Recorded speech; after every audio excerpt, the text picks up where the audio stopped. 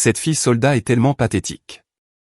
Donnez-lui simplement les papiers, et elle signera docilement pour céder toutes les terres, afin que sa sœur bon marché puisse se marier dans notre famille. C'est vraiment une machine sans cervelle. Voilà ce que Julien, le fiancé prétendument parfait de ma sœur, venait de murmurer en gloussant doucement en français, à ses parents. Et ce, en plein milieu du dîner de fiançailles. Il embrassait tendrement la main de Chloé, tout en jetant un regard d'un mépris absolu sur mon insigne militaire. Toute cette famille avait pris l'avion depuis l'Europe, se moquant de moi tout au long du repas. Ils étaient absolument convaincus que je n'étais qu'un soldat stupide et sourd, incapable de comprendre un traître mot de leur langue. Mon cœur s'est tordu violemment, lorsque j'ai réalisé qu'ils tendaient un piège pour tout voler à ma sœur. Mais ils n'avaient aucune idée que j'avais survécu 4 ans dans les zones de combat les plus brutales de l'OTAN. J'ai lentement posé ma fourchette sur la table. Fixant mon regard glacial sur les 3 personnes assises en face de moi, mon doigt a tapé un compte à rebours silencieux de 3 battements en code morse. Il venait de s'en prendre au mauvais major de l'armée. Avant de vous raconter ce qui s'est passé, prenez un instant pour aimer cette vidéo et vous abonner à la chaîne. Mais seulement si cette histoire résonne en vous. Dites-moi aussi dans les commentaires d'où vous nous regardez. Et quelle heure il est chez vous? Le serveur venait de finir de verser les boissons, sous la lueur ambrée et chaleureuse des lustres en cristal du restaurant, lorsque le père du fiancé de ma sœur a fait son premier mouvement. Arthur Laurent a tendu le bras par-dessus la nappe d'une blancheur immaculée, et a pris la bouteille de vin que j'avais soigneusement sélectionnée. Il ne l'a pas tenue comme on tient une boisson. Il l'a saisie par le goulot, comme s'il inspectait un rat malade. Ses yeux froids et calculateurs ont scruté l'étiquette, avec un dégoût pur et sans fard. Il a reposé la bouteille, comme si elle venait de contaminer son espace. Et quand il a finalement parlé, sa voix dégoulinait d'une condescendance épaisse et sirupeuse. Ses syllabes étaient lourdes du jugement d'un homme, qui croyait que sa richesse faisait de lui un dieu. Rebecca, est-ce le vin que vous avez choisi? Dans notre famille, personne ne boit ce vin américain fraîchement débarqué, avec du canard de qualité. Cela ruine tout le profil aromatique. J'ai gardé mes mains calleuses parfaitement croisées sur mes genoux, sentant cette montée familière et glaciale d'adrénaline, qui précède toujours une fusillade. Le champ de bataille avait changé, mais l'intention de l'ennemi était parfaitement claire. Je n'ai pas tressailli. Je n'ai pas laissé la chaleur monter à mes joues. Au lieu de cela, mon esprit a repensé aux années que j'avais passées à trimer, juste pour mettre de la nourriture sur la table pour Chloé, après la mort tragique de nos parents. Je me suis souvenu de mes mains écorchées et couvertes d'ampoules à 19 ans, à récurer des sols industriels sur une base militaire. J'envoyais chaque centime à la maison, pour que Chloé puisse manger autre chose que de la soupe en boîte. Je me suis souvenu du frigo vide, des factures d'électricité impayées scotchées sur le mur de la cuisine. Et de cette nuit, où je me suis assise dans un bureau de recrutement, pour signer l'engagement de ma vie à l'armée, parce que c'était le seul moyen de garder ma petite sœur en vie. J'avais choisi ce vin parce qu'il était efficace et très bien noté. De la même manière que je choisissais tout dans ma vie, en pesant la survie par rapport au coût. J'ai appris ces mathématiques, la nuit où 2 policiers de l'État ont frappé à la porte de notre appartement. Ils ont annoncé à la jeune fille de 15 ans que j'étais, qu'un conducteur ivre avait franchi la ligne médiane sur la route 9, et tué mes 2 parents sur le coup. Chloé avait 5 ans. Elle était assise sur le sol de la cuisine, dessinant des chevaux avec un crayon cassé, quand je me suis agenouillé, et suis devenu sa mère l'espace d'une seule phrase. Chaque décision que j'ai prise à partir de ce moment-là, était un calcul destiné à la garder en vie, et entière. Ce vin était le reflet de ce pragmatisme même, qui avait permis à ma famille de continuer à respirer, quand personne d'autre ne se souciait assez de nous pour nous aider. J'ai redressé les épaules, gardant ma voix aussi neutre et dépourvue d'émotion, que lors d'un briefing de mission standard. En fait, c'est un vin de la Napa Valley très bien noté. Un choix fort et pratique. Arthur a ricané bruyamment, claquant la base de son verre en cristal sur la table, pour s'assurer que tout le monde entende son mécontentement. Sa lèvre s'est retroussée en un rictus de supériorité héritée absolue. Ah, quelle brutalité! Typique de ceux qui sont habitués à la violence. Le mot brutalité a résonné dans ma tête. Il l'utilisait pour décrire une boisson, ignorant totalement la véritable brutalité, à vous briser les os, dont j'avais été témoin dans les zones de combat. Et tout ça, juste pour garantir la liberté qui lui permettait de s'asseoir ici, et de critiquer mon palais. J'ai repensé à l'embuscade du convoi près de Kaboul. Aux sifflements dans mes oreilles qui ont duré 3 jours. Au caporal que j'ai porté sur mon épaule sur 800 mètres à découvert, pendant que les balles sifflaient près de mon casque. Ça, c'était brutal. Un cabernet de Californie, non. J'ai ravalé ma rage, me forçant à faire un hochement de tête bref et poli. L'odeur fantôme de la cordite et du sable chaud s'est insinuée au fond de mes narines, heurtant violemment le nuage étouffant et écœurant du parfum français de Geneviève, qui planait sur toute la table comme une arme chimique. La mère du fiancé de ma sœur, Geneviève, a instantanément senti le sang dans l'eau, et s'est préparée pour l'estocade. Elle s'est penchée en avant, ce parfum lourd flottant au-dessus du canard rôti.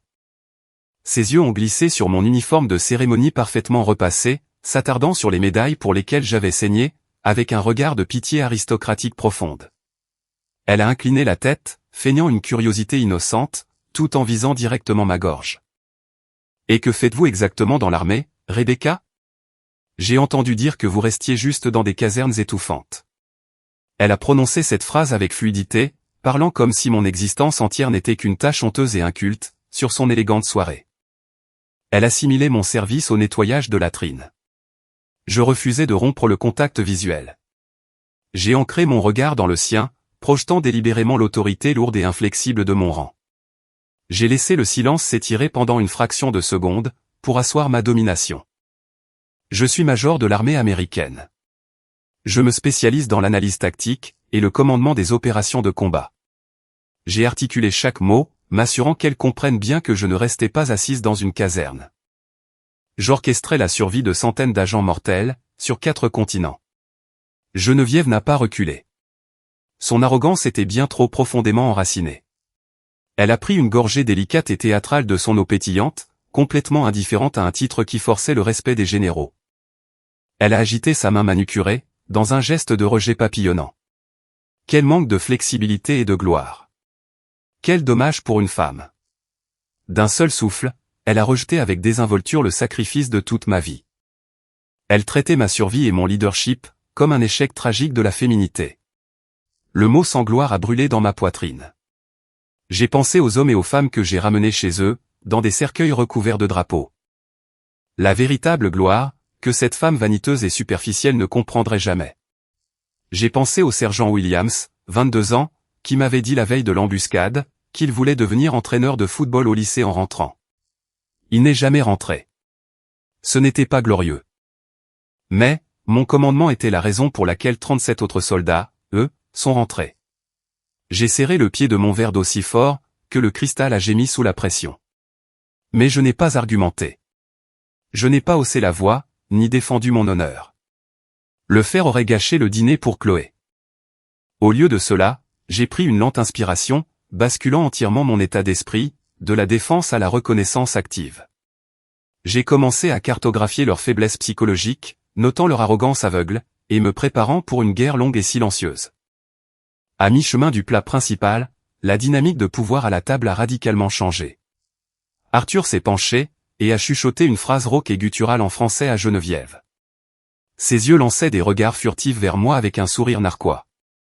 Supposant que j'étais une militaire américaine sans éducation et sans culture, qui ne savait que suivre les ordres, Geneviève a entièrement fait basculer la conversation en français. Comme si l'on appuyait sur un interrupteur, ils m'ont dépouillé de mes droits humains fondamentaux à la table. Ils me traitaient comme un meuble invisible et sourd, totalement exclu de leur langage de la haute société. Ce qu'ils ignoraient, c'est que mon silence était un camouflage actif. Je n'ai pas laissé un seul muscle facial tressaillir, pour ne pas trahir le fait que j'avais survécu à 4 années d'opérations conjointes brutales de l'OTAN, en ne parlant qu'un français tactique et courant. J'avais négocié des libérations d'otages à Marseille, et coordonné des frappes aériennes avec les forces spéciales françaises au Sahel.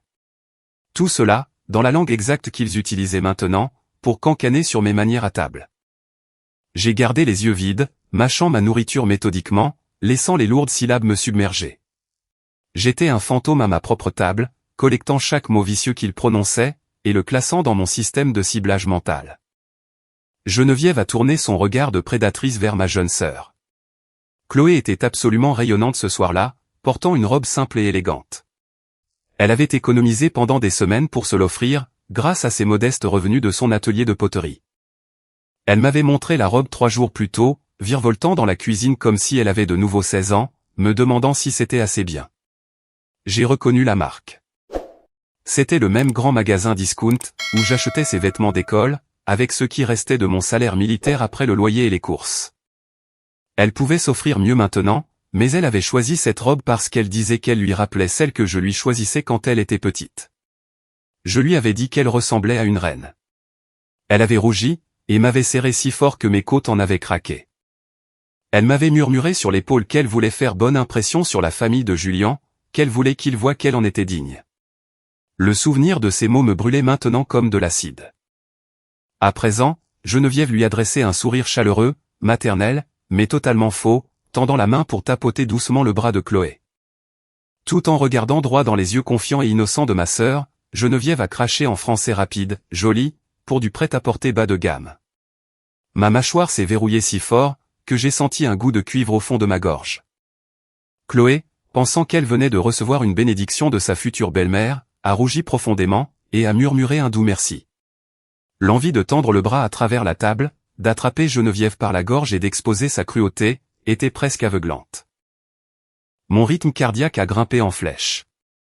Mais j'ai instantanément exécuté un exercice de respiration tactique en 4 temps, forçant mon cœur à ralentir.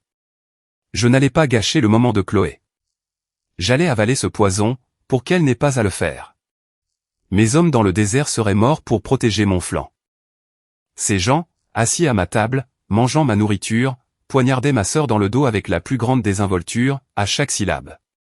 Les moqueries ont continué, enhardies par mon ignorance apparente. Arthur m'a regardé lever mon verre pour prendre une gorgée d'eau. Il a subtilement mimé ma posture rigide et disciplinée, exagérant ses mouvements pour faire ricaner Geneviève, derrière sa serviette en soie hors de prix. L'absurdité totale de ces gens mous et gâtés, se moquant d'un soldat entraîné, était exaspérante. Geneviève s'est penchée vers son mari, les yeux fixés sur moi avec une joie malveillante et sans filtre. Regarde là, raide comme un canon de fusil. Les gestes ridicules d'un tireur, sans la moindre aura d'une vraie femme. Il tirait ses balles empoisonnées, enrobées de sucre, directement par-dessus mon assiette. Totalement confiant dans leur armure linguistique impénétrable. Il définissait une vraie femme par le prix de ses bijoux, et la douceur de ses mains. Il n'avait aucune idée que ma raideur provenait du fait que j'avais porté le poids de la survie de ma sœur, sur mon dos, pendant 15 ans. Je refusais de leur donner la satisfaction d'une réaction physique.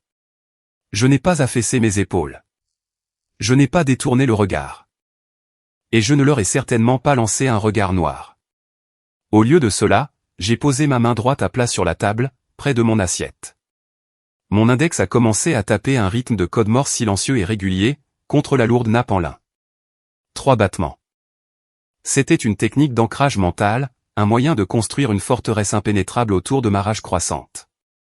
J'ai cessé de les considérer comme de futurs membres de ma famille, et j'ai commencé à les voir purement comme des combattants ennemis sur un champ de bataille, diffusant librement leur position sur un canal radio ouvert. La froideur qui s'est installée sur moi était absolue. Chaque insulte qu'ils lançaient, chaque rire condescendant qu'ils partageaient, était un renseignement vital. Ils pensaient m'humilier, mais ils me remettaient de leur plein gré, les munitions exactes que j'allais utiliser pour les anéantir. Alors qu'on débarrassait le plat principal, les yeux errants de Geneviève se sont fixés sur le mur, derrière le pupitre de l'hôtesse. C'est là qu'une photo encadrée de l'atelier de poterie de Chloé, était fièrement accrochée. Au centre du cadre, se trouvait le lourd bureau en chêne massif que j'avais construit pour elle. J'avais passé mes 2 seules semaines de permission militaire l'année dernière, les mains pleines d'ampoules et en sang, à poncer et assembler ce bois, pour que Chloé ait un endroit solide pour créer son article. J'avais transporté le bois brut dans la benne de mon pick-up. J'avais taillé chaque joint à la main dans le garage. Et, je l'avais scellé avec 3 couches de vernis pendant que Chloé dormait, pour que ce soit une surprise. Geneviève a pointé la photo du doigt avec son ongle manucuré, et a bruyamment ricané en français. Regardez ce déchet grossier. Ces Américains n'ont vraiment aucun sens esthétique. Ils assemblent violemment des morceaux de bois, et appellent ça fièrement de l'art. J'ai cessé de mâcher. J'ai lentement baissé ma fourchette en argent, la posant sur l'assiette en porcelaine. Le cliquetis métallique net a coupé net le bruit ambiant du restaurant. Si quelqu'un de l'armée m'avait vraiment comprise, il aurait su que ce silence soudain et extrême, était le signal définitif de l'arrivée d'une frappe aérienne dévastatrice. Ce bureau n'était pas un meuble. C'était la preuve que j'aimais ma sœur plus que mon propre repos, plus que mon propre corps, plus que n'importe quelle vacances que je prendrais jamais. Geneviève venait de cracher sur la chose la plus sacrée, que j'avais jamais construite de mes propres mains. 20 minutes plus tard, juste au moment où le serveur servait le dessert, les petites insultes sont rapidement passées de simplement offensantes à financièrement mortelles. Geneviève s'est penchée tout près de son fils, Julien. Son attitude passant de l'arrogance aux affaires strictes. Elle a baissé la voix, demandant en français rapide et étouffé, « Julien, les papiers sont prêts ?» Julien n'a même pas pris la peine de lever les yeux de sa tisane à la camomille. Il l'a remué paresseusement, l'image même de la confiance absolue et détendue. L'avocat spécialiste des trusts, la semaine prochaine. L'air a instantanément disparu de mes poumons. Mes instincts de combat se sont éveillés, reliant les points à une vitesse terrifiante. Des papiers, un avocat spécialisé dans les trusts. Ce n'était pas une joyeuse célébration de mariage. C'était une acquisition calculée de salle de conférence. Ils n'étaient pas là pour accueillir Chloé dans leur famille. Ils préparaient le terrain pour voler l'immobilier commercial que nous avions hérité de nos parents. Le seul morceau tangible de notre mère et de notre père, qu'il nous restait sur cette terre. Arthur a gloussé sombrement, enfonçant le couteau rouillé encore plus profondément dans mon dos, tout en analysant mon comportement. Cette sœur soldat est trop désespérée de voir sa sœur se marier dans une famille prestigieuse. C'est pathétique. Et Julien, l'homme qui m'avait regardé droit dans les yeux il y a à peine 4 mois, et qui avait juré sur sa vie de protéger ma sœur. Harry. Il a vraiment ri, d'un rire cruel et résonnant qui a rebondi sur les murs du restaurant. C'est exactement pourquoi ce plan réussira à la perfection. Elle est prévisible, ne sait que suivre les ordres, prête à signer n'importe quoi pour rendre sa sœur heureuse. Un cerveau programmé par la discipline ne saura jamais douter. Il exposait toute sa stratégie sociopathique au grand jour. Il croyait fermement que j'étais trop stupide pour comprendre ma propre exécution. Il considérait mon amour profond, et mon sacrifice pour Chloé, non pas comme une force, mais comme la faiblesse exacte qu'il exploiterait pour nous ruiner. J'ai regardé directement dans les yeux de l'homme, qui traitait ma petite sœur comme un otage financier jetable. Je n'ai pas renversé la lourde table en bois, bien que chaque muscle de mon corps hurlait de le faire. Je ne me suis pas levé pour lui crier au visage. Au lieu de cela, j'ai calmement bu la dernière goutte de mon eau, mon expression se figeant en un masque d'un calme terrifiant absolu. Mes doigts ont cessé de taper le code Morse. Le compte à rebours était terminé. La cible était acquise, et fermement verrouillée. Ils étaient assis là, sirotant leur thé hors de prix. Complètement convaincus de chasser un mouton impuissant et obéissant. Ils ignoraient totalement qu'ils venaient de s'enfermer avec confiance dans une cage, avec un super prédateur. Je n'allais pas seulement arrêter leur plan. J'allais démanteler chaque brique de leur empire frauduleux, jusqu'à ce que les décombres soient méconnaissables. Ils étaient venus à ma table avec l'arrogance d'une dynastie, et ils repartiraient avec pour seul bagage, la honte d'avoir été démasqués. L'interminable dîner a finalement touché à sa fin, et le serveur a débarrassé les assiettes à dessert. Alors que nous nous levions tous pour quitter le restaurant, Julien a instantanément changé de registre. La transition était écœurante à regarder. Il a abandonné sans transition le français feutré et conspirateur qu'il avait utilisé pour comploter notre ruine financière, pour repasser à un anglais fort et charmant. Comme un caméléon sociopathe changeant de couleur, il a enroulé fermement son bras autour de la taille de Chloé, et lui a pris la main avec une dévotion feinte et débordante. « Tu es heureuse, mon ange ?» a-t-il demandé, sa voix dégoulinante d'un miel synthétique, s'assurant que je l'entende. Je le regardais la manipuler en temps réel, utilisant sa véritable affection comme un bouclier. Il m'a fallu chaque once de ma discipline militaire, pour forcer les coins de ma bouche à se relever. J'ai joué l'idiote à la perfection. J'ai serré la main d'Arthur, j'ai salué Geneviève avec respect, et je leur ai dit à tous quelle soirée vraiment merveilleuse c'était. Julien a pressé ses lèvres sur le front de Chloé. Elle a fermé les yeux, et s'est appuyée contre lui avec une confiance absolue et sans défense. La vue de cette scène a failli briser mon calme. C'était le même homme qui, moins d'une heure auparavant, l'avait qualifié de « marchandise bon marché » dans sa langue maternelle. C'était un prédateur qui préparait sa proie, et elle souriait. J'avais besoin qu'ils franchissent les portes de ce restaurant en croyant fermement qu'ils avaient totalement gagné. Que le stupide soldat américain ne se doutait absolument de rien. Après leur avoir souhaité une bonne nuit, j'ai marché seul vers l'extrémité sombre et non éclairée du parking. Je me suis glissé sur le siège conducteur de mon SUV noir, laissant le moteur éteint.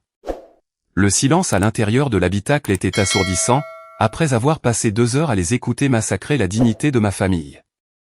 Je me suis assise dans l'obscurité, les mains posées sur mes cuisses, repassant en revue un débriefing mental complet de la soirée. J'ai catalogué chaque insulte, chaque sourire narquois, chaque conspiration murmurée en français, les organisant dans une chronologie tactique et nette.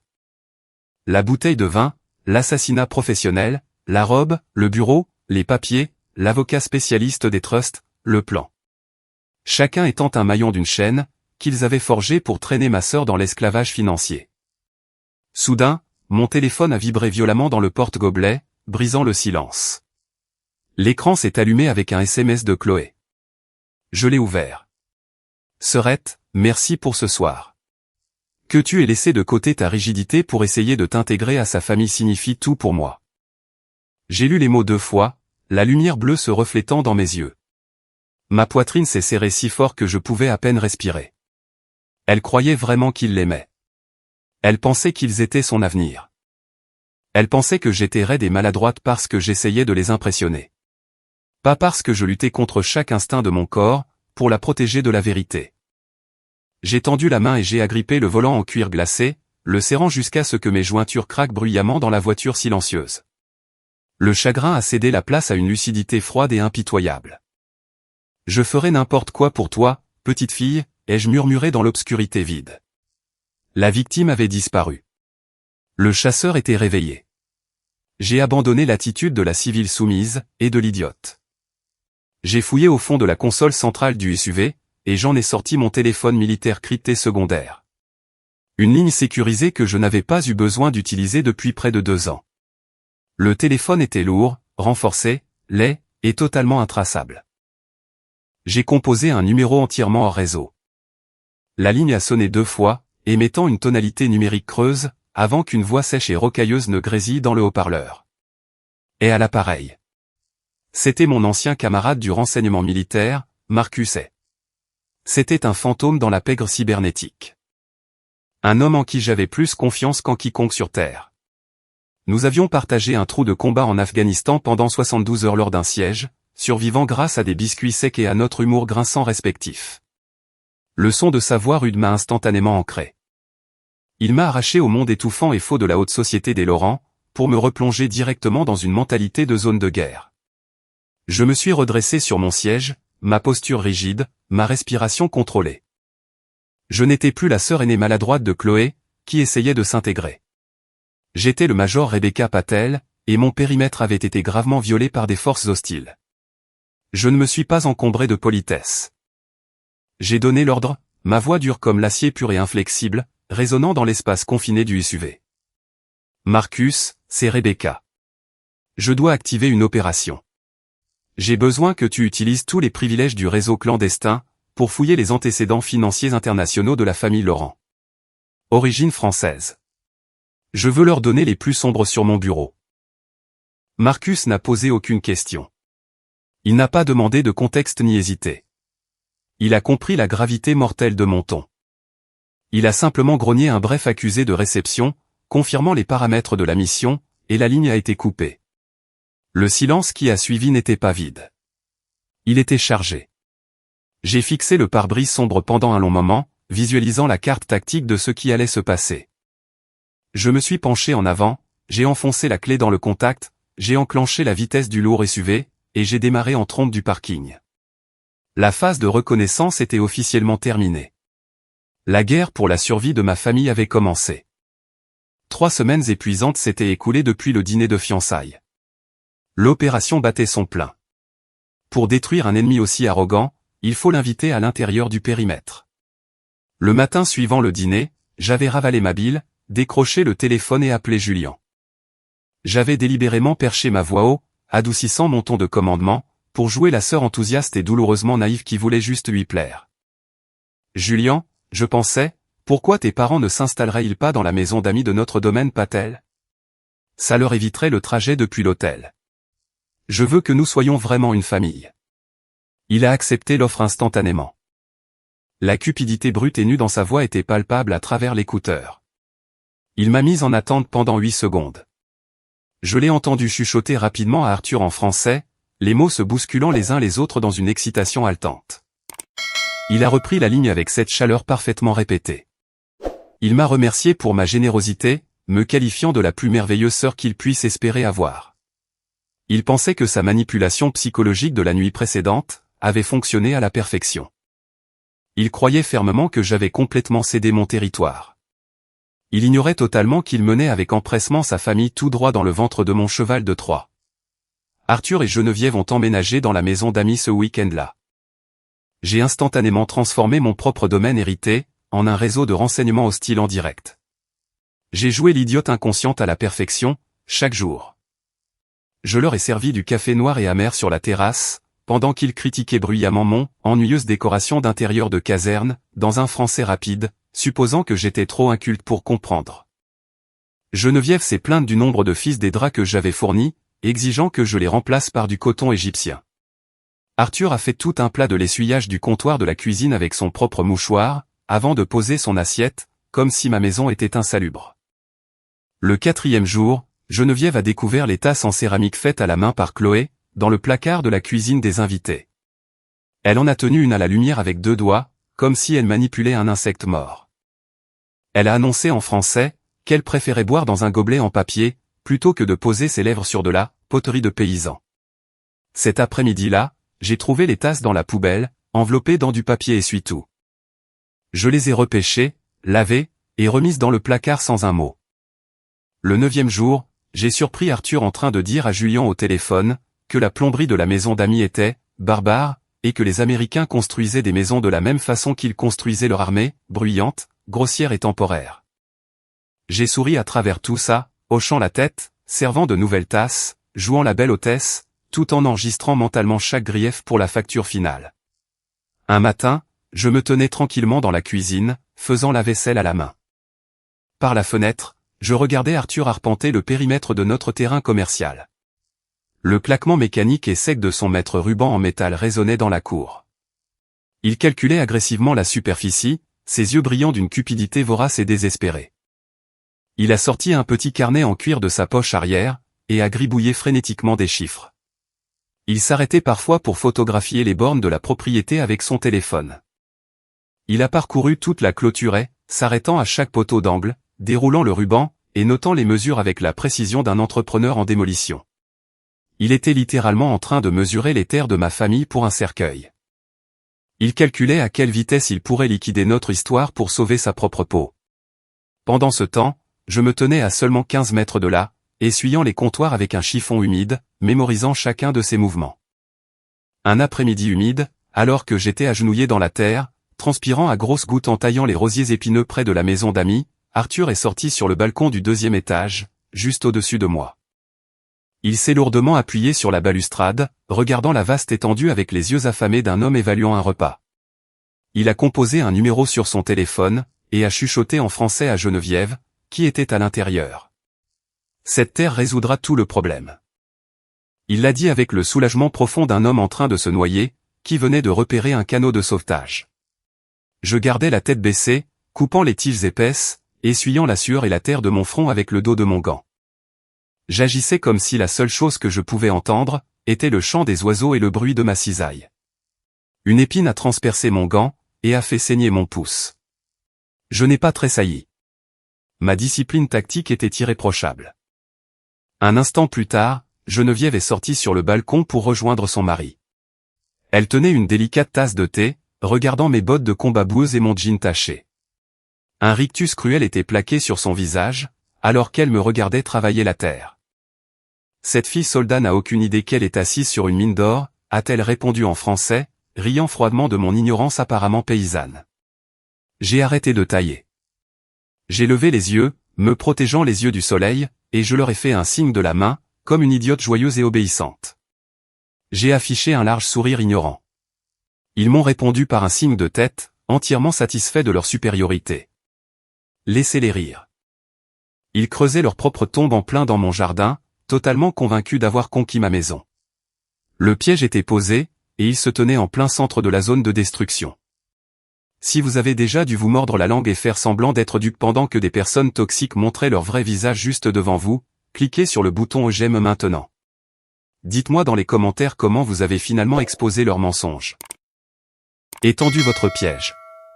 Tard un jeudi soir, mon bureau était plongé dans l'obscurité, à l'exception de la lueur bleue sinistre et stérile de mon écran d'ordinateur. Marcus avait finalement pénétré leur pare-feu, et livré le dossier hautement crypté directement dans ma boîte de réception sécurisée. J'ai ouvert les fichiers, et la vérité m'a frappé avec la force d'un coup physique à la poitrine. La façade aristocratique de la famille Laurent était un mensonge total et élaboré. Ils étaient entièrement ruinés. Arthur devait des millions en impôts français, et le gouvernement avait déjà gelé ses derniers actifs européens. Leur villa en Provence avait été saisie 6 mois plus tôt, par les autorités fiscales françaises. Leur appartement parisien était sous le coup d'un privilège, 3 banques différentes ayant des créances sur lui. La collection de vins de la famille, celle dont Arthur s'était vanté au dîner comme s'il s'agissait d'un héritage sacré, avait été vendue aux enchères 2 ans auparavant, pour couvrir une fraction de ses dettes grandissantes. Ce même homme, qui s'était moqué de mon vin de la Napa Valley, buvait secrètement des bouteilles de supermarché depuis les 24 derniers mois. Le collier de diamants de Geneviève, celui qu'elle portait comme une couronne, était signalé dans le cadre d'une enquête distincte pour fraude à l'assurance. Marcus avait même déterré la correspondance privée d'Arthur avec un agent immobilier à Miami, datée de 2 semaines à peine avant les fiançailles. Il s'enquérait de la valeur marchande des parcelles de terrain commercial de notre code postal exact. La conspiration était préméditée, jusqu'à la dernière décimale. Mais c'est le dossier de Julien qui m'a glacé le sang. Il faisait face à un procès civil massif et catastrophique pour fraude financière en France. Il avait volé ses investisseurs, en dirigeant un système de type Ponzi, à travers un réseau de sociétés écrans enregistrées au Luxembourg et dans les îles anglo-normandes. Il risquait la prison. Chloé n'était rien d'autre qu'un otage économique, une tentative désespérée de la dernière chance, pour sécuriser un capital immobilier américain et leur éviter à tous la prison. Le mariage n'avait jamais été une question d'amour. C'était une stratégie de liquidation. L'ampleur du massacre financier qu'il tentait contre nous était horrifiante.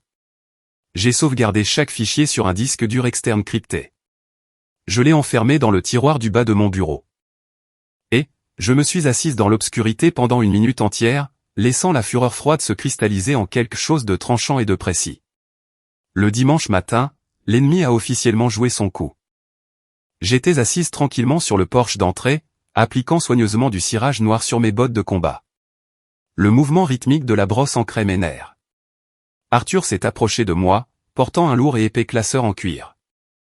Il arborait le sourire poli et digne de confiance d'un diplomate chevronné. Il s'est assis à côté de moi, croisant une jambe sur l'autre, et a placé le classeur entre nous sur le banc de bois. Sa voix était douce et rassurante. Rebecca, Julien et Chloé sont sur le point de devenir officiellement de la même famille. Dans l'élite européenne. Nous avons toujours pour tradition de protéger les biens familiaux. J'ai demandé à un avocat de rédiger un trust familial. Une structure juridique pour garantir que vos terres commerciales soient en sécurité, et que l'avenir de Chloé soit absolument assuré. Je veux que vous l'examiniez. Il m'a tendu le classeur. Le poids de ce document dans mes mains était la manifestation physique de leur crime. Le cuir était cher, le genre d'emballage qu'on met autour d'un cadeau quand on veut que quelqu'un se sente spécial avant de le dépouiller. J'ai tenu l'appât, réprimant l'envie irrépressible de le lui jeter au visage. J'ai pris le classeur et j'ai lentement feuilleté le jargon juridique dense et alambiqué. J'ai volontairement froncé les sourcils, projetant une profonde confusion. Je me suis gratté l'arrière de la tête, jouant à la perfection le simple soldat un peu lent et sans éducation. J'ai levé les yeux vers lui, mon expression vide. Arthur, pour être honnête, ces structures de trust sont trop complexes. Je n'ai l'habitude de lire que des coordonnées de cible. Mais si c'est bon pour Chloé, je vais l'accepter. Laissez-moi garder ce projet pour l'examiner. J'ai souri chaleureusement, lui offrant la confiance aveugle d'une sœur désespérée. Arthur a hoché la tête, incapable de cacher le rictus prédateur et triomphant qui s'insinuait sur son visage, alors qu'il se retournait et s'éloignait. Il croyait fermement que l'hameçon était avalé. Il pensait avoir complètement contourné mes défenses. Il n'a pas remarqué que mon pouce avait déjà photographié chaque page du document contre ma cuisse pendant que je le feuilletais. Il transmettait les images directement dans la boîte de réception cryptée de David Sterling, avant même qu'Arthur n'ait atteint la porte de la maison d'amis. Ce soir-là, à la faveur de l'obscurité, mon avocat personnel spécialisé en droit des successions, David Sterling, un ancien officier du JAG, est arrivé à mon bureau par la porte arrière. Il portait sa propre mallette en cuir cabossé, celle qu'il avait utilisée dans 3 tribunaux militaires et une audition du Congrès. Il a examiné le classeur page par page, avec une précision chirurgicale, le recoupant avec les renseignements de Marcus, sur un second ordinateur portable. Après 40 minutes de lecture silencieuse, il a jeté le lourd document sur mon bureau. Ça a fait un bruit sourd et écœurant. Il était complètement dégoûté. C'est un piège parfait, Rebecca. Ce n'est pas un fonds de protection. C'est un accord de garantie croisé très sophistiqué. Si vous signez cela, vous autorisez Julian à utiliser vos terres comme garantie pour les dettes étrangères de sa famille. Quand ils feront défaut. Et d'après vos renseignements, c'est déjà le cas, la banque saisira automatiquement vos terres. Vous et Chloé perdrez tout. La réalité de leur malveillance s'est cristallisée. Chaque conversation de fin de soirée, chaque sourire condescendant, chaque faux compliment adressé à Chloé. Tout cela n'était qu'un nœud coulant soigneusement construit. Il était conçu pour nous pendre, avec notre propre générosité. Je me suis levé, une fureur froide glaçant mes veines, me transformant à nouveau de sœur en commandant. Ma chaise a raclé le parquet. J'ai posé mes 2 poings à plat sur le bureau et me suis penché en avant, regardant David dans les yeux. Je ne veux pas seulement l'annuler. Je veux les détruire. Je veux briser leur arrogance et leur façade hypocrite.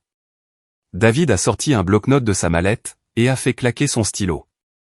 Il n'a pas bronché. Il avait passé 15 ans dans le droit militaire, et c'était exactement le genre de frappe chirurgicale pour laquelle il vivait. Nous avons travaillé toute la nuit, cartographiant chaque élément de preuve contre les Laurent. Nous avons préparé le dossier complet pour un déploiement public. Le plan était simple, élégant, et absolument impitoyable. David préparerait un contre-dossier, avec des traductions certifiées des dépôts judiciaires français, des privilèges fiscaux d'Arthur, et des accusations de fraude de Julian. Le tout horodaté et notarié. Je laisserai Arthur croire que j'allais signer son faux trust. Je lui donnerai la scène qu'il désirait, la cérémonie publique, le champagne. Et ensuite, j'utiliserai cette scène, pour exécuter leur réputation, devant toutes les personnes qu'ils essayaient d'impressionner. David a appelé cela une démolition contrôlée. Moi, j'ai appelé ça la justice. J'avais scellé le piège sans faille le lundi après-midi. J'ai trouvé Arthur se prélassant dans le jardin, lisant un journal français qu'il s'était fait livrer à mon adresse, à mes frais. Je me suis approché de lui en souriant comme une enfant obéissante et soumise, avide de validation. Arthur, votre famille est si prévenante. Je veux prouver l'honneur de la famille Patel. Organisons une cérémonie publique de signature de contrat lors du dîner de répétition de ce week-end, devant tous les invités. Il a accepté instantanément, complètement aveuglé par sa propre cupidité insatiable. Ses yeux se sont écarquillés dans une euphorie à peine dissimulée. Et il a serré ma main avec ses 2 mains, serrant trop fort, comme le fait un escroc lorsqu'il croit que sa proie est enfin tombée dans le piège. Il a immédiatement sorti son téléphone, et a commencé à envoyer un SMS à Julian. Ses doigts tremblaient d'excitation. Je me suis détourné de lui, et j'ai traversé calmement la pelouse en direction de la maison principale. Mon visage était de marbre. L'appât était avalé. Le détonateur était armé. Il avait 4 jours pour savourer sa fausse victoire. Le samedi soir était arrivé. Le vaste jardin était illuminé par des guirlandes lumineuses, et rempli de plus de 40 invités. J'avais spécifiquement veillé à ce que la liste des invités soit fortement peuplée par des artistes issus de la classe ouvrière, amis du club de céramique de Chloé. Exactement le type de créatif sans prétention, que les Laurent méprisaient secrètement. Julian parcourait la foule avec aisance, jouant le rôle du parfait prince européen fortuné. Il complimentait les œuvres d'art exposées, faisait semblant de connaître la différence entre le grès et la porcelaine, et serrait des mains avec une chaleur pratiquée de politicien qui me donnait la chair de poule. Arthur et Geneviève étaient assis majestueusement à la table d'honneur, sirotant du champagne. Ils irradiaient d'une aura écœurante de supériorité suffisante. Ils regardaient ma maison comme s'ils en détenaient déjà le titre de propriété. Arthur avait même apporté un stylo-plume, le genre prétentieux, avec une plume en or spécifiquement pour la cérémonie de signature. Il l'avait posé sur la table comme un trophée. Geneviève avait choisi son collier le plus cher pour l'occasion, un épais cordon de diamant qui accrochait la lumière des guirlandes, et projetait de minuscules étincelles blanches sur la nappe. Quand le moment est venu, je me suis levé. Je ne portais pas de vêtements civils. Je portais mon uniforme de cérémonie militaire immaculé et complet, chaque médaille et ruban durement gagné, parfaitement aligné sur ma poitrine. J'avais repassé le tissu moi-même ce matin-là, passant le fer sur chaque pli jusqu'à ce que les lignes soient assez nettes pour couper du verre. Je projetais la présence physique lourde et indéniable d'un commandant de combat, alors que je m'avançais vers le pupitre en bois. David Sterling se tenait tranquillement dans les ombres profondes près du treillis de lierre. Il tenait le dossier de renseignement accablant original dans sa mallette, une main posée sur le fermoir. J'ai levé la main et tapoté mon ongle contre le micro. Le crissement aigu et abrasif a coupé le bavardage ambiant et les tintements de verre comme une lame. Le jardin entier est devenu silencieux, tous les yeux se tournant vers moi. J'ai balayé la foule du regard, ma voix calme et résonnante en anglais. Mesdames et messieurs. Aujourd'hui, la famille Laurent nous a apporté un contrat. Ils appellent cela une protection. Mais moi, en tant que chef de cette famille, je tiens à les remercier dans leur langue maternelle. Pour leur rendre le respect qu'ils m'ont témoigné au cours des 3 dernières semaines. J'ai observé le visage d'Arthur du coin de l'œil. Il rayonnait, hochant la tête, interprétant totalement de travers mes paroles comme de la gratitude. Geneviève a ajusté son collier de diamants et s'est redressée, se préparant à savourer les louanges publiques qu'elle croyait venir. Julien a posé sa main de manière possessive sur le genou de Chloé sous la table, planifiant déjà comment dépenser l'argent qu'il était sur le point de lui voler. J'ai tourné la tête lentement, plongeant mon regard directement dans celui d'Arthur. Le silence dans le jardin s'est alourdi, étouffant. J'ai pris une inspiration lente et mesurée, et j'ai porté le coup fatal dans un français parfait de commandement militaire. Je vais commencer la sentence. I will begin the sentencing. La réaction physique a été instantanée, et violemment catastrophique. La coupe de champagne de Geneviève a glissé de ses doigts manucurés, se brisant violemment sur le patio en pierre dure. Le son net a résonné comme un coup de feu à travers le jardin silencieux. Le sourire diplomatique suffisant d'Arthur a disparu instantanément. Le sang a quitté son visage, le laissant pâle comme un fantôme, la mâchoire pendante, son stylo plume en or roulant, oublié, du bord de la table. Julien a physiquement trébuché en arrière sur sa chaise. Ses genoux ont percuté le dessous de la table, faisant cliqueter tous les verres et toutes les assiettes. Ses yeux se sont écarquillés d'une panique pure et sans mélange. La réalisation l'a frappé comme un train de marchandises, le soldat sourd parlait français. La machine sans cervelle avait compris chaque mot. Je me suis penché près du microphone, déclenchant l'enfer en français. Ma voix a résonné sur les arbres et les murs de pierre de ma propre maison. Au cours des 3 dernières semaines, vous m'avez traité comme une idiote. Vous avez insulté ma sœur, vous vous êtes moqué de ma maison, et vous avez comploté pour utiliser le mariage afin de voler les terres de ma famille. Le choc d'entendre leurs armes secrètes, leur langue, se retourner contre eux avec la précision et l'autorité d'un tribunal militaire, les a complètement paralysés sur leur siège. Geneviève a agrippé le bord de la table, ses jointures blanches, son masque d'élégance aristocratique soigneusement construit s'effondrant en temps réel. Son collier de diamants ressemblait soudain à des bijoux de pacotille bon marché, drapés sur une fraude. Arthur a attrapé le bras de sa femme, ses doigts s'enfonçant dans sa manche, ses lèvres bougeant mais ne produisant aucun son. Je me suis immédiatement détourné des Laurent tremblants, pour faire face à la foule choquée d'artistes et d'amis. Je suis repassé à l'anglais, m'assurant que chaque personne dans le jardin comprenne la gravité du crime. Ma voix a tonné à travers la pelouse, avec la force destructrice indéniable de l'artillerie lourde. Il supposait que je ne comprenais pas le français. Mais j'ai entendu chaque mot. Ce contrat n'est pas un fonds fiduciaire. C'est une procuration pour éponger des dettes. Une vague de halètements horrifiés a parcouru la foule. Des chaises ont raclé le patio en pierre alors que les invités s'agitaient sur leur siège, tendant le cou pour voir les visages des Laurent. Le professeur de céramique de Chloé, une femme de 60 ans avec de l'argile en permanence sous les ongles, a mis sa main sur sa bouche. Un jeune artiste près du fond s'est levé, la mâchoire serrée par la colère, secouant lentement la tête. Les amitiés soigneusement cultivées de Julien avec les invités se sont évaporées en un souffle. Les mêmes personnes qui lui avaient serré la main et complimenté son charme 20 minutes plus tôt, le fixaient maintenant avec le mépris brut réservé aux voleurs pris en flagrant délit. J'ai fait signe à David, qui s'est avancé hors de l'ombre, l'air froid et professionnel. Il a ouvert sa mallette, a sorti l'épée dossier, et l'a placée fermement dans ma main tendue. Je l'ai saisie, et je l'ai claquée sur le pupitre en bois. Le bruit sourd a retenti à travers le jardin, comme le marteau d'un juge. La famille Laurent est ruinée. Arthur croule sous les dettes fiscales, et Julien, le fiancé parfait, est poursuivi pour fraude financière en France. Il a besoin des terres de Chloé pour sauver sa propre misérable vie. La destruction absolue de leur fausse façade aristocratique a été exécutée sans faille, juste devant les personnes mêmes qu'ils avaient méprisées. Chaque artiste, chaque ami, chaque créatif de la classe ouvrière qui s'était déjà senti rabaissé par quelqu'un comme les Laurent, a regardé la table d'honneur avec un dégoût que tout le champagne hors de prix ne pourrait effacer. Le stylo plume d'Arthur reposait sur le sol où il avait roulé, piétiné et fendu par son propre pied paniqué. Un chaos absolu et débridé a éclaté dans le jardin. Les artistes chuchotaient furieusement entre eux. Ils pointaient du doigt, et fixaient la famille Laurent avec un dégoût total et sans filtre. Le meilleur ami de Chloé, du club de céramique, s'est levé et a physiquement détourné sa chaise de Julien, refusant même de partager la même ligne de mire que lui. Julien a regardé autour de lui, réalisant que toute sa bouée de sauvetage, sa liberté loin d'une prison française, brûlait sous ses yeux. Le personnage de l'homme d'affaires suave, intouchable et arrogant a complètement disparu, remplacé par la frénésie pathétique d'un rat acculé. Il s'est précipité en avant, brisant complètement son personnage, en se ruant vers Chloé. Il a désespérément attrapé son bras. Ses yeux étaient écarquillés, et transpiraient la panique. « Chloé, écoute-moi.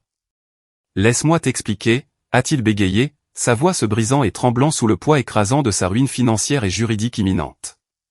Il s'attendait à ce qu'elle s'effondre, à ce qu'elle pleure.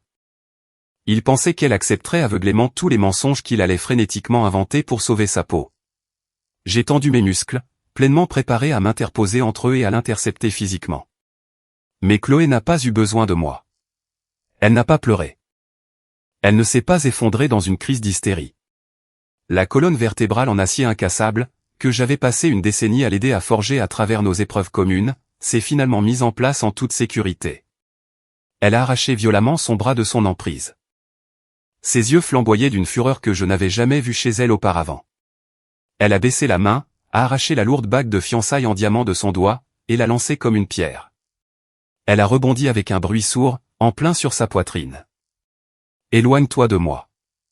Tu m'as traité de marchandise bon marché. Maintenant, prends ton héritage pourri et dégage. » Son rejet physique viscéral de cet homme a été la chose la plus belle dont j'ai jamais été témoin. Elle n'a pas pleuré la perte du faux prince. Elle a rejeté le parasite.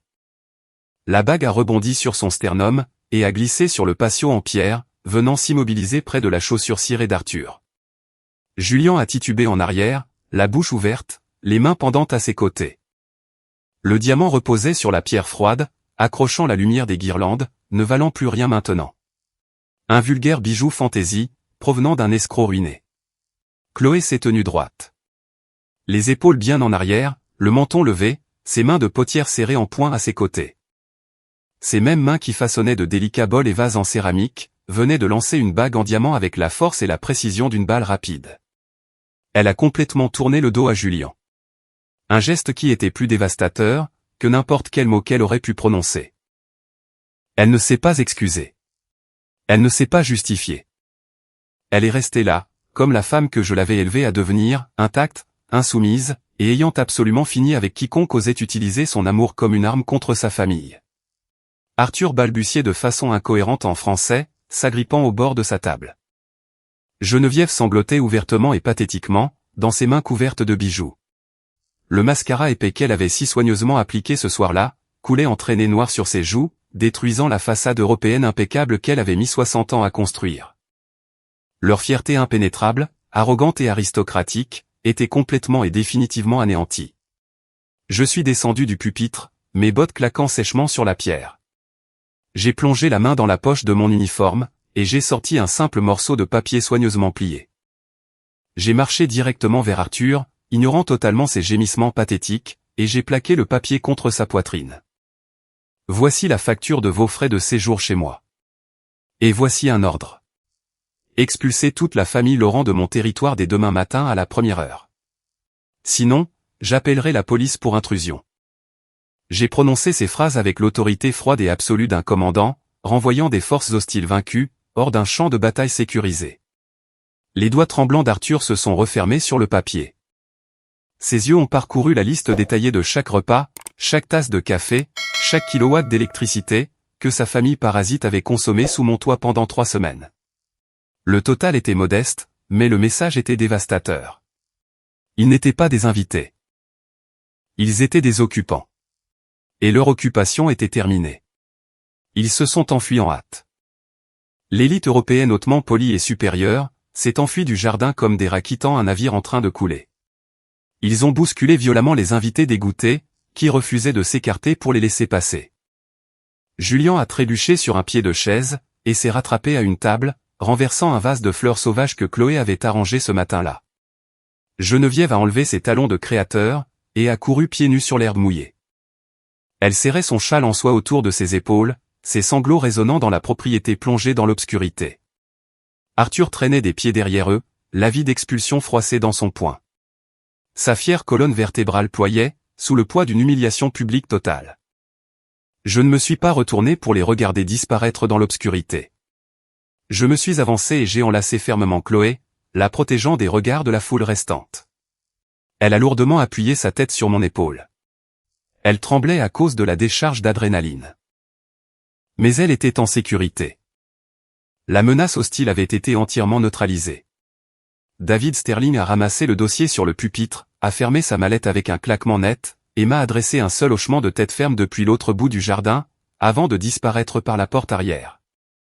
Marcus est, qui avait observé tout le déroulement de l'opération depuis la limite obscure de la propriété, invisible et sans se faire annoncer, a envoyé un seul SMS crypté sur mon téléphone.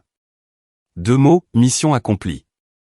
Nous sommes restés ensemble dans le jardin silencieux, 2 sœurs orphelines, qui venaient de défendre avec succès notre maison, contre une armée d'invasion. Une victoire totale. Le lendemain matin, la maison d'amis était entièrement vide. Je me tenais seul sur le porche d'entrée.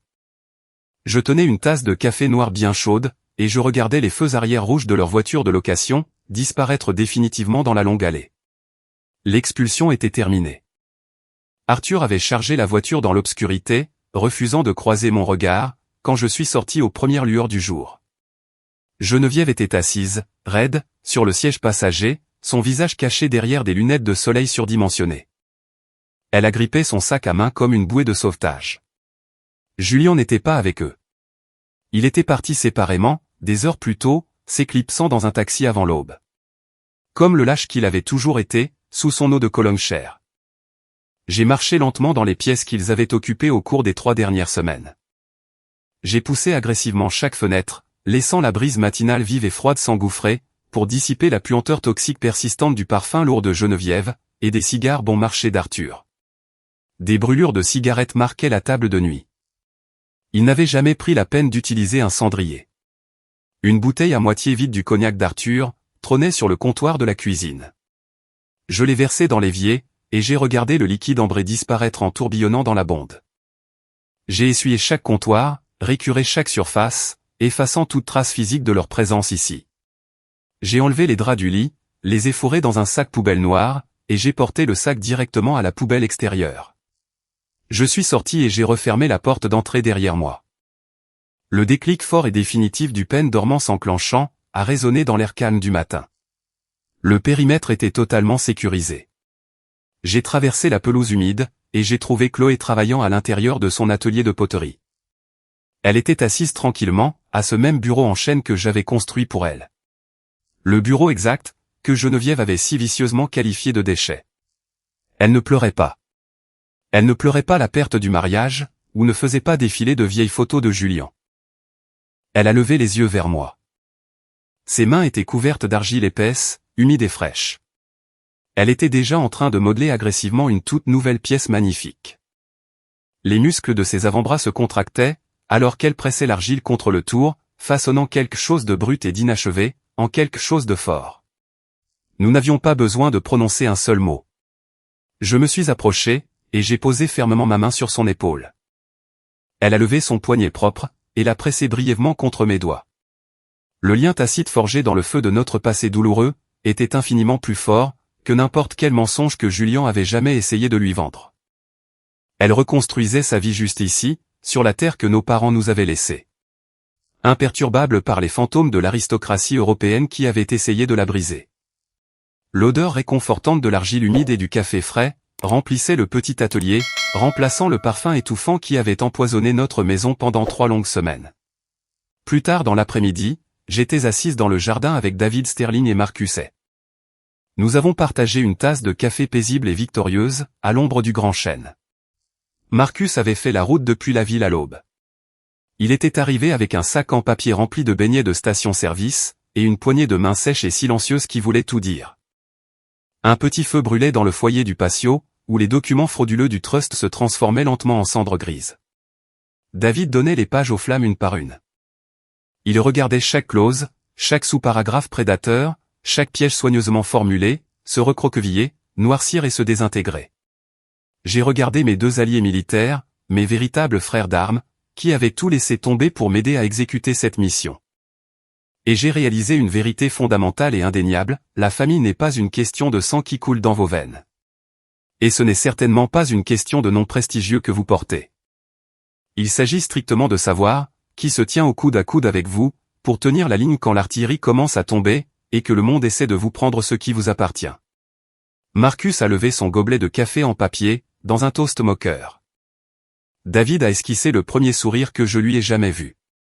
La dernière page du document du trust a attrapé un coup de vent, et a flotté vers le haut, ses bords rougeoyants, avant de s'effondrer dans le néant. Marcus s'est calé dans sa chaise, et m'a regardé avec l'expression calme et complice, d'un homme qui avait vu le pire de l'humanité, et qui choisissait toujours d'être présent quand les siens avaient besoin de lui. Il ne l'avait pas fait pour de l'argent. Il ne l'avait pas fait pour une faveur. Il l'avait fait parce qu'il y a 15 ans, je l'avais sorti d'un véhicule en flammes lors d'une fusillade, et qu'il avait juré de me rendre l'appareil. David l'avait fait, parce qu'il croyait que la loi existait pour protéger des personnes comme Chloé, et non pour être transformée en arme par des personnes comme les Laurent. Ces 2 hommes, liés à moi par rien d'autre qu'une souffrance partagée et une loyauté inébranlable, avaient fait plus pour ma famille en 3 semaines, que la lignée des Laurent n'avait fait pour quiconque en 3 générations. J'ai ajusté le col de ma chemise civile, prenant une profonde inspiration de l'air de l'après-midi, enfin libéré de ce fardeau. Le lourd fardeau du mois dernier avait enfin quitté ma poitrine. De l'intérieur de l'atelier, je pouvais entendre le doux bourdonnement rythmique du tour de potier de Chloé. Le son de la création, remplaçant le son de la destruction. J'ai regardé par-delà la propriété, à travers les terres. Mes parents avaient travaillé toute leur vie pour acheter ces mêmes chemins de terre, où mon père m'a appris à faire du vélo. Ce même jardin, où ma mère a cultivé des tomates chaque été, jusqu'à l'été où elle n'est jamais rentrée à la maison. C'était la terre que j'avais saigné à protéger. La terre sur laquelle Chloé bâtirait son héritage. La terre qu'aucun escroc en costume sur mesure ne toucherait plus jamais. Je suis un soldat, et je serai toujours un soldat. Laissez le monde de l'élite penser que je suis rigide. Laissez-les penser que je ne suis qu'une machine prévisible et sans cervelle, dépourvue de culture et de grâce. Parce que quand les loups viendront frapper à ma porte, vêtus de costumes de créateurs et parlant couramment français, pour essayer de blesser la seule famille qu'il me reste, cette machine saura toujours exactement comment charger l'arme, acquérir la cible. Et appuyer sur la détente sans la moindre hésitation. Ma famille est en sécurité, et la chasse est terminée. Si vous croyez que la vraie famille est une question de loyauté et de protection, et non d'argent et de manipulation, cliquez sur le bouton j'aime et abonnez-vous dès maintenant. Avez-vous déjà dû couper agressivement une personne toxique de votre vie pour protéger votre paix? Partagez votre histoire dans les commentaires ci-dessous.